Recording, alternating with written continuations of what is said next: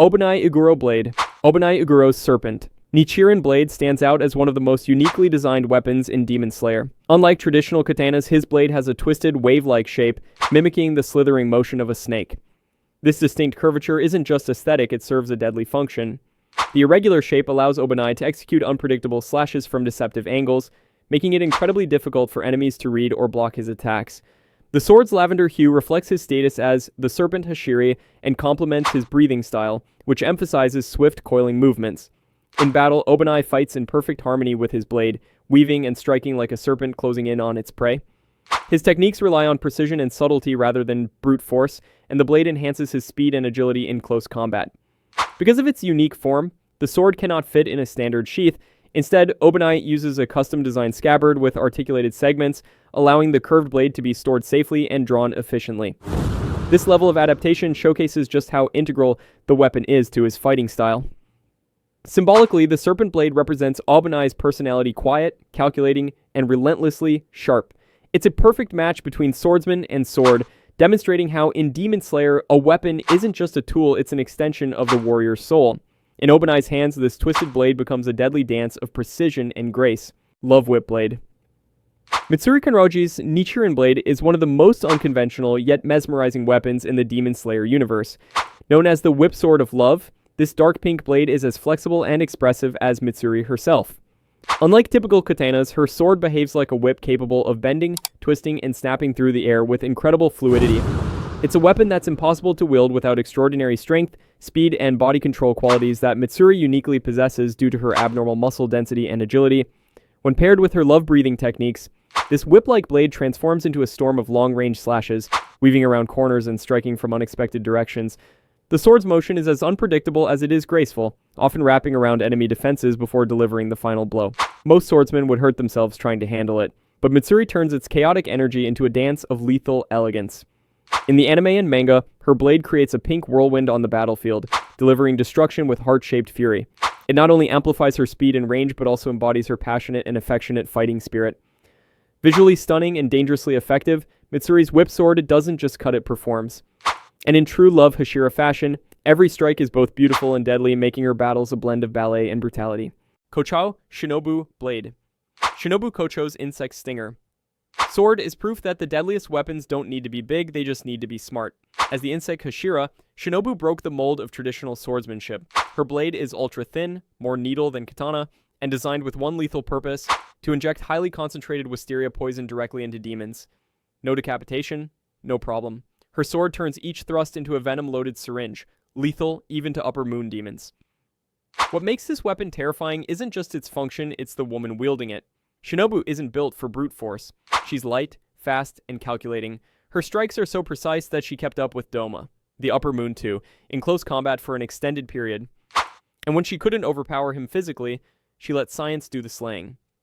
After saturating her body with over 700 times the lethal dose of poison, she became the weapon when Doma absorbed her. The toxin devastated him from the inside. Visually, the sword is elegant, delicate guard, a floral design, almost too pretty to kill with. But that's the irony. It's beautiful, brutal, and designed for precision assassination. In the hands of the only demon slayer who weaponized biochemistry, this blade is silent death with a smile. Moonfang Katana. Kokushibo's Crescent. Moon. Katana is less a sword and more a full-blown nightmare forged in flesh. As Upper Moon 1 and the only demon to master a breathing style, Kokushibo didn't settle for a normal blade. His katana is literally crafted from his own demonic body, giving it a grotesque, organic edge with multiple eyes glaring along the hilt. But that's just the appetizer. The main course?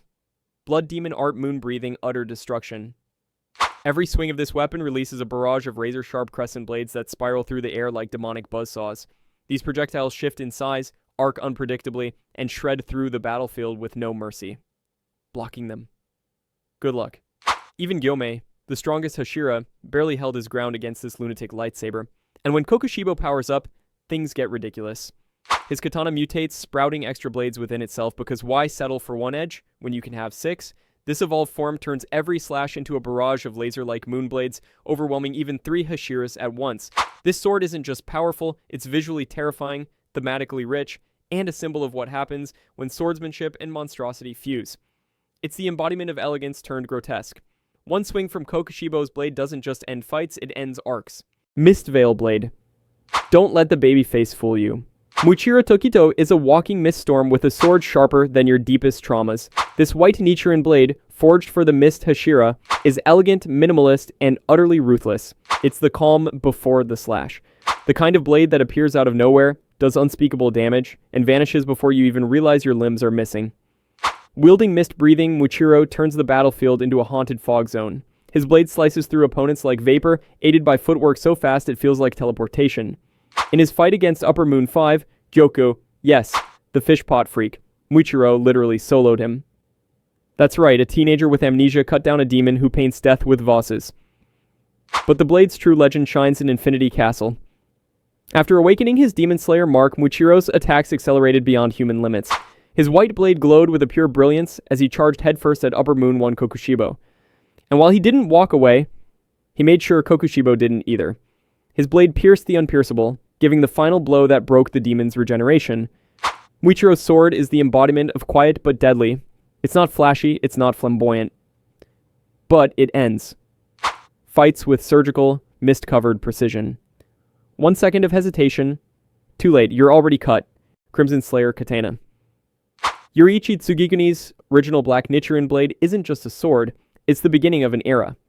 This katana, jet black like obsidian and inscribed Metsu, meaning destroy, was the prototype for every Nichirin that came after it. No extra engravings, no fancy flourish, just one brutal message: eliminate all demons. When Yuriichi swung this blade, it didn't cut, it erased. It said the blade would glow a fierce blood red mid-battle, ignited by the intensity of his sun breathing. And unlike other red blades that required two Nichirins clashing, this one lit up just by Yoriichi existing. That's how raw his power was. In combat, he outclassed everything. He scarred Muzen Kabutsuji so badly with this sword that the Demon King had to split his body into 1,000 pieces to escape. And even that wasn't fast enough. Yoriichi was that good. His sword didn't just shine, it haunted Muzen's immortal nightmares for centuries. This isn't just a blade, it's a symbol. Of perfection. Of purpose. Of fear. To fans, it's basically the sun-breathing version of Excalibur, except forged not to crown a king, but to burn evil out of existence. One swing, and demons don't just lose their heads, they lose their entire bloodline. Black Sun Katana. Tanjiro Kamato's Obsidian Sun Blade is not just a sword, it's a solar-powered nightmare for demons. Forged from scarlet iron sand and scarlet ore mined from the ever-sunny Mount Yoko, this blade drinks in sunlight like a demon-slaying solar panel. When Tanjiro first draws it, the blade turns pitch black, a rare and mysterious color in the Demon Slayer core, long believed to be an omen of limited potential. But plot twist. That black color is a silent scream. This is a sun-breathing sword. Once awakened, this obsidian blade glows crimson mid-battle, signaling Tanjiro's mastery of Hinokami Kagura and unlocking the full force of the original breathing style. And when it turns red, it burns through demon regeneration like butter in a volcano. It doesn't just slice it, cauterizes with solar heat. Under Tanjiro's hands, the sword becomes a fiery whirlwind of sun-breathing forms, combos so fast and fluid. Even upper moons like Hantengu and Muzan got torched trying to keep up. It's not just a sword, it's vengeance from the sun, forged into a jet-black hurricane of flame. And when Tanjiro swings it, demons don't get a second chance, they get incinerated in style. There are still so many iconic weapons we haven't even touched yet, so don't worry, this is just the beginning. Part 2 is already in the works, and it's going to be even crazier. Make sure to subscribe and turn on notifications so you don't miss it. Got a favorite blade we didn't cover? Drop it in the comments, and it might just show up in the next episode.